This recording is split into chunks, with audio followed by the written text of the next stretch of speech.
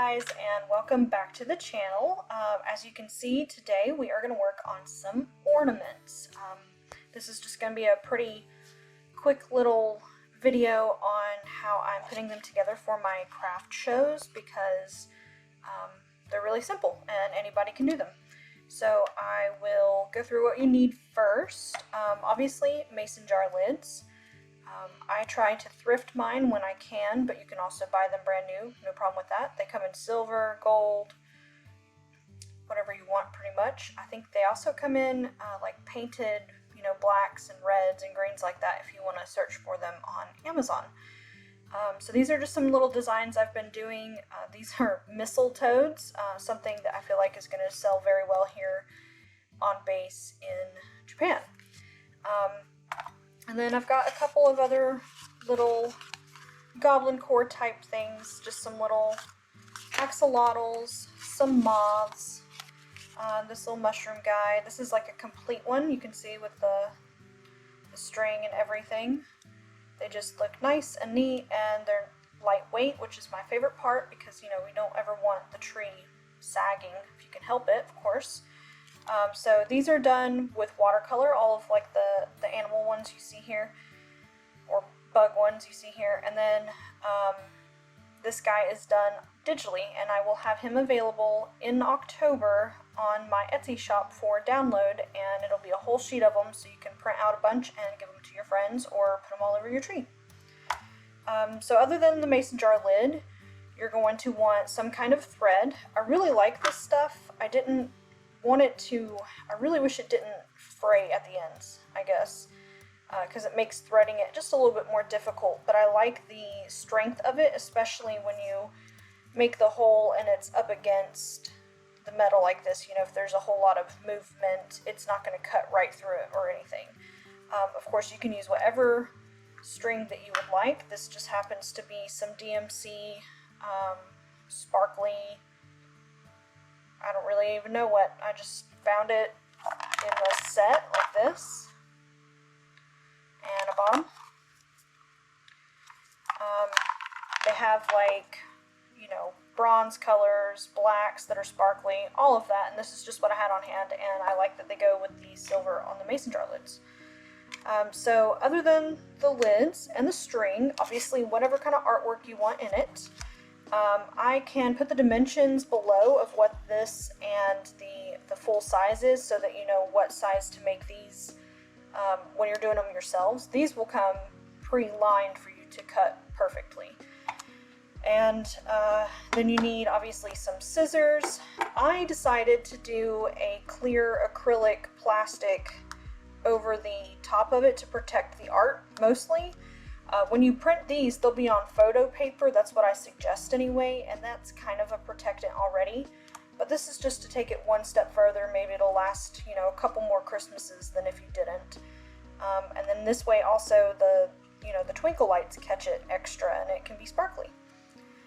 So plastic, mason jar lids, string, some scissors, and I am using hot glue to secure everything together today. I have used other stuff before. E6000 works great. I would just make sure whatever you do is clear just in case it does leak through a little bit, and I'll show you how I secure them here in a second. Also, other than that, I would suggest getting a metal hole punch.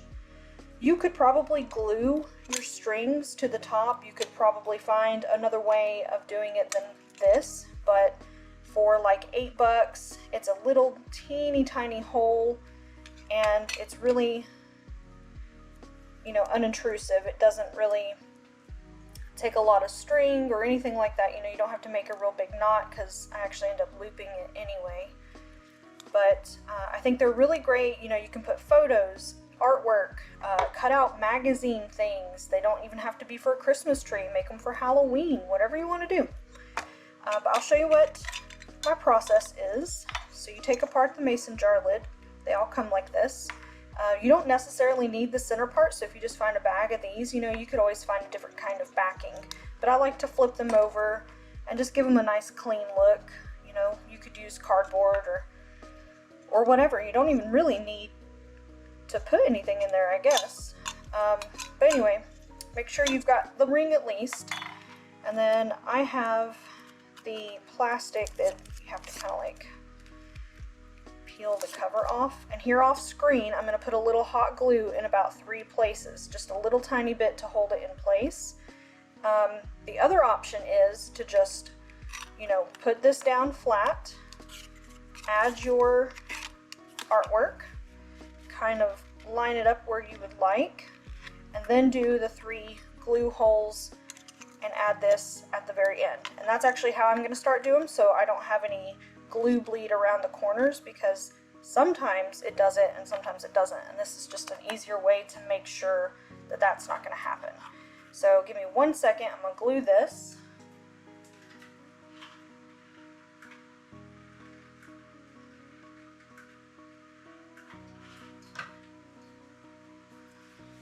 Okay, you can see here I've got a few little dabs around the corner, and then I'm just going to set this guy in here. Make sure you push it all the way down. And see, now you're not going to get any glue bleed coming through these edges, and make everything nice and tidy. You also don't want to put your hole in first, because that way you can line it up perfectly with where you want it. And I want my hole right there, nice and lined up. Alright, and now we've got the hole. This is about the length of the little board here I'm working with. You don't need a whole lot, because you don't want to have a really, really long cord to have to wrap around your tree or your ornament holder. And then I pinch the ends, because this is kind of almost a plasticky kind of thread, so it folds real easy. And that way I can thread it up through the center, loop it into here, pull it forward so that it's, you know, 90 degrees from the hole. That way it doesn't sag when you put it on the tree. And then for however much space you want, I try to do at least these 4 fingers and put a knot in up here. And I don't really have any special way of doing a knot. I tried doing like a sewer's knot or an embroidery knot, like when you're doing the tie backs, but it didn't roll through with this thread very easily, probably because of its, you know, material. But I just do a double knot, give it a little snip, and there is your homemade, lightweight, farmhouse, cottagecore ornament. Like I said, you can do this with just about anything. I'm excited for its potential. I've never actually made these before. I have bought a couple in the past, especially when you go to like those Santa's workshop places and things like that in like the you know, holiday season, and these are what I'm going to be selling at some of my craft fairs coming up. I hope people really like them. I am going to add my name and some information here on the back on like a little sticker that I have, just so people can, you know, find my shop and that kind of thing. I will have these uploaded probably by next week, like the end of next week, so after October 1st. And if you guys would like, you know, more stuff like that, please let me know. Don't forget to like and comment, and I would love it if you would subscribe. And next week we will be getting into a couple of DIY projects, so stay tuned. Thanks you guys for watching. Bye!